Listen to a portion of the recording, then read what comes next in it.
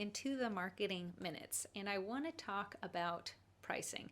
Pricing is big, whether you're doing business online, offline, starting a new business, have an old business. The world revolves around All the pricing. businesses Involve all pricing. pricing. There's so much pricing in business these days.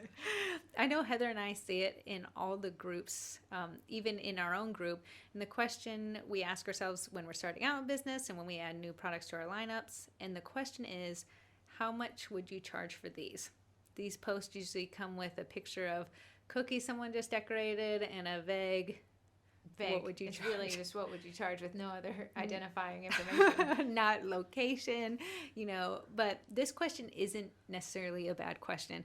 It's actually a great question we should all be asking, but just asking it isn't going to benefit you, and I want to tell you why. Let's say I have a Costco membership, all the cool moms do these days, and I'm able to score butter at bottom dollar. Like they're practically paying me to take their amazing butter. I don't have a Costco membership in real life, but I've heard the glory stories of people with these Costco memberships. I almost want to break in one day and just see what it's all about. But Heather said we are not allowed to do that because we are supposedly adults. So that is fine. Because their butter is so cheap, I'm actually able to price my sets a tad lower because of my cost ingredients being less. This in turn allows me to reach more folks at a lower price point while also maintaining my profits all at the same time. Sounds good, right? Sounds good to me. More money in my pocket, more clients on my roster. Sign me up. Now, Heather, I want to ask you to ask me, Okay. how much would I charge for a set of a dozen simple sugar cookies in the shape of eggs for Easter? Corey, how much would you charge for a dozen simple sugar cookies in the shape of eggs for Easter? Wow, she follows directions, guys. Now I'm going to throw out a number.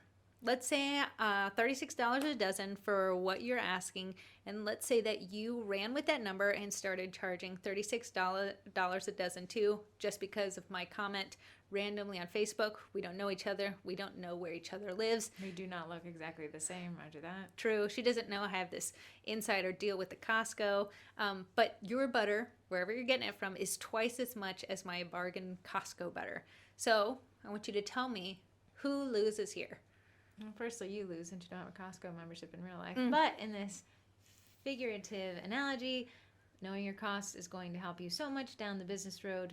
I know it's easier to just type into the group, hey guys, can you help me price out my cookies? But it could be doing you a disservice not doing the research of your cost to ingredients, your time, and my favorite word ever, profit.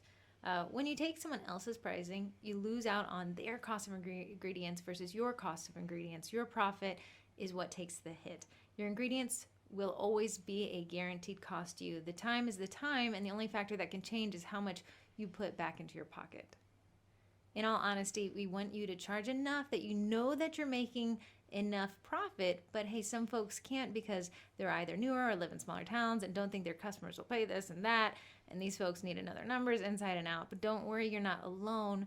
There are cost calculators online. Cost calculators, man, these Say that double five ones. times fast. Yeah. There's cost calculators online designed exactly for this. You literally take the cost of your ingredients, time, packaging, delivery, if you charge for that, and profit, and it'll spit you out the cost per dozen that you should be charging to make this venture worth your while. If you price too low and you market really well, you actually drive yourself out of business faster. Ooh, that burnout is going to be a lot quicker. I like that. Well, Heather, what if my price is too high? And I quote someone, my newfound pricing that I've done all the cost calculating with, and took everything into account, and they say, hey, it's too expensive. I do not want your cookies. Great question. Tell me, am I going to lower my price? Because I'm getting ready to lower my prices on my menu. That's a great question. The answer is that should be the last piece you move of this checkerboard. There's many pieces that you can adjust before you get there, but to answer it more specifically, I'm going to tell you that they're probably not your ideal client because they're not willing to pay you for the service and the products that you provide at a cost that is profitable for you. Target doesn't say they'll lower the prices when you walk through the Joanna Gaines aisle, do they? No, absolutely not. Ask me how I know. But they do say put it in your cart or put it back down. You cannot take it for less than it is priced for. The decision is yours, and Target isn't going to come down to what you think the Joanna Gaines stuff is worth. It's whatever Target says it is, and you're either Target's ideal client or you're going to find yourself next to me at Walmart. There you go. Your ideal clients will do the same. The ones who see value will pay the price. It's up to you if you want to lower your profits and to just make that sale. If I could suggest something, don't do that. And I will say that if you lower your profits and work for free to make that sale, you're no longer a business, but you are now a charity. So enjoy your new life. You're going to have a lot of work to do. It's a nonprofit. It's not non-for-profit. You're not going to make anything, but that is truly not a business. A business is something that takes into account your cost, your time, and your profit. And if someone does not find the value in that, that is not your target audience. If you say, hey, well, the past 4 people said that it's too expensive, well, you have got to do some more foundational work. You do not know who your ideal client is. There's someone out there that's going to pay it. If you look in your town and there's a BMW and a Mercedes out there, They can afford your $36 cookies. yeah, so you have got to do a little bit of homework. The last thing we want you to do is lower your pricing because 2 people said it was too expensive. You need to go back to the drawing board. I know we talked about customer avatar. Was that last week or 2 weeks ago? I know I've been out of the loop. You definitely weren't here last week. I better listen to your There podcast. was no we last week. So I know we did talk about client avatars and knowing who your ideal client is, the one that you're talking to in every single post, the one who's willing to reach into their wallets and give you that money that you deserve. Though your talents, your time in, your cost, driving to the grocery store, learning, marketing, that's all a part of that profit that you should be charging for. An interesting thing will happen if people just start this. If you've been cultivating an audience that's used to your lower prices, guess what happens when you raise your prices? Goodbye. And that's exactly what's supposed to happen. I know when people start losing clients, they said, oh, this is the market telling me I'm doing wrong. No. You changed your price, so now you're fostering a new target audience. So you'll have a dip off in clients as the new people start to pick up.